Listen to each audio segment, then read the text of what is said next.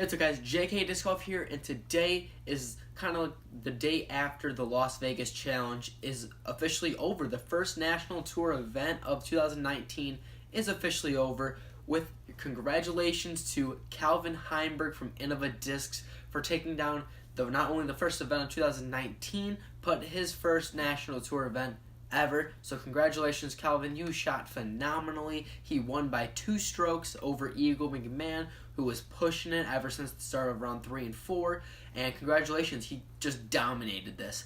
So basically what we're going to do right now is just give a quick recap on what happened on this week's events. So like I said, Calvin won. So I think something interesting that we can do is dive into his individual stats to see what put him aside from the rest of the competition and what led him to winning this event. So the first thing we can look at is his official score, and he ended with the 4 rounds with a -44, which put him 2 strokes ahead of Eagle, who shot a -42. And he kind of just had a dominating second and third round, which led him to his eventual win, because he kind of started the last round really slow. He shot even throughout the front 9 and then kind of just like turned it up on the back 9, shooting 8 down in the last 9 holes, which is actually really good. And it's looking at Eagle's score for the last round is just ridiculous. He shot a 46, and he only had 1 par and 1 bogey. The rest were, 1 par and 1 bogey. The rest were birdies. So you can see he shot a -15, and he was just pushing it at the end. He was kind of turning up a little bit. But, you know, Calvin, throughout the whole thing, which was awesome about him, he liked to stay very calm. There was a quote that he said was that when you get your emotions involved, bad things happen, so he wanted to just stay cool and collective throughout the whole round. And I think that's a big thing that kept him going kind of steady. Even when he got harsh breaks, he kind of just collectively kept pushing through and kind of prevailed at the end. So one thing to look at, we're going to go to all rounds to kind of check out his stats throughout the whole tournament. He had a 67% birdie rate, which is fairly high. As you can see, I think he was... Okay, I'm freaking it out. I can't actually see if that was the most, but to me, it looks like he had the most, which I mean, obviously, he has to have the most because he won. But, yeah, oh my God.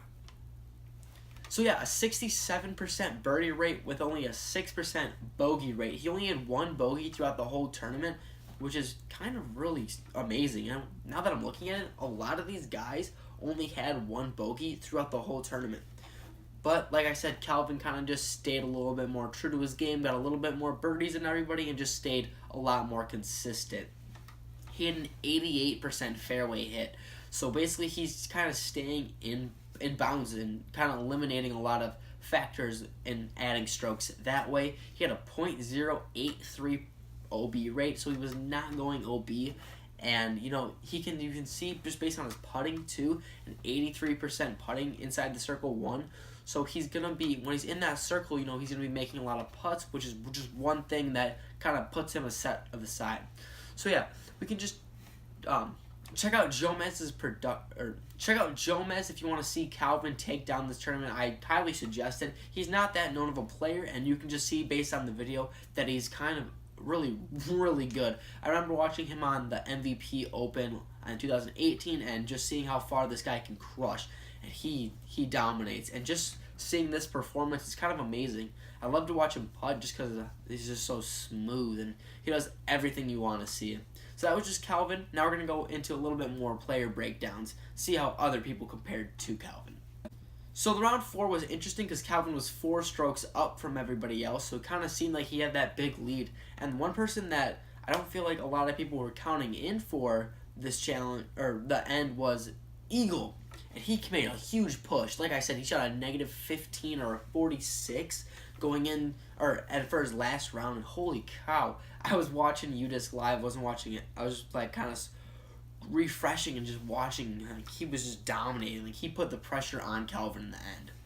Eagle had the strongest ending round. You can see he had a 77% fairway hit, a 22% park rate, and he's making 67% of these birdies, which you really need in this situation. And he was a 92 inside the circle putt.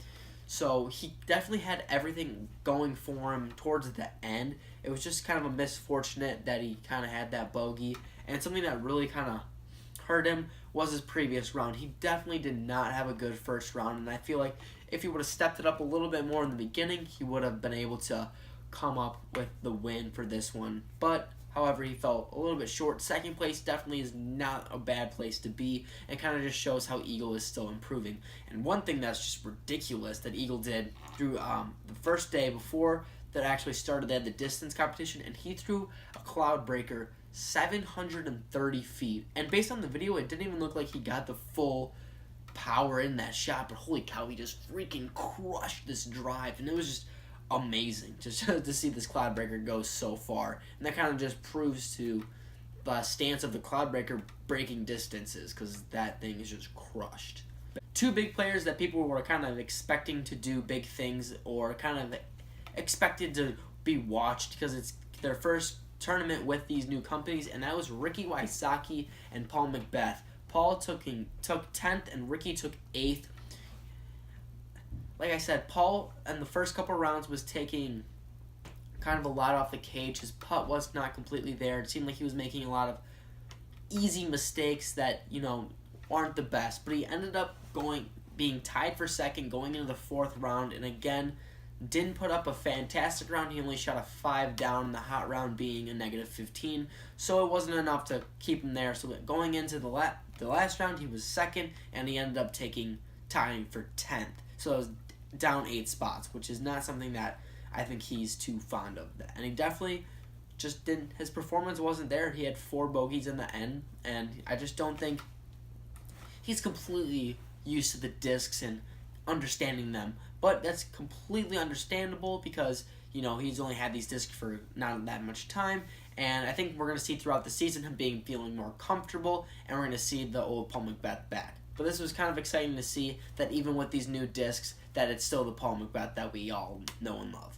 Going on to Ricky, he took 8th, going down 3 spots going into the final round. Again, not putting up a fantastic round, but it by far was not bad. He shot 248s, which was pretty good.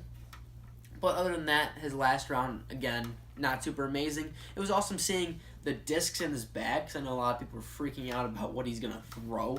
And I know that I kind of said that he was going to throw a max, and he ended up throwing a max, a monster, and a firebird. I know he threw a destroyer.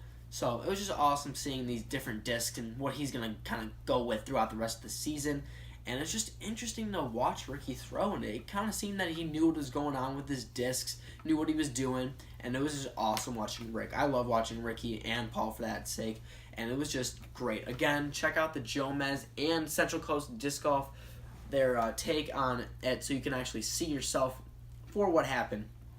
Next, we're going to go to the best shot of the tournament. There is 2 that I could have put, but I'm going to put this one ahead, and that's Andrew Presnell ace.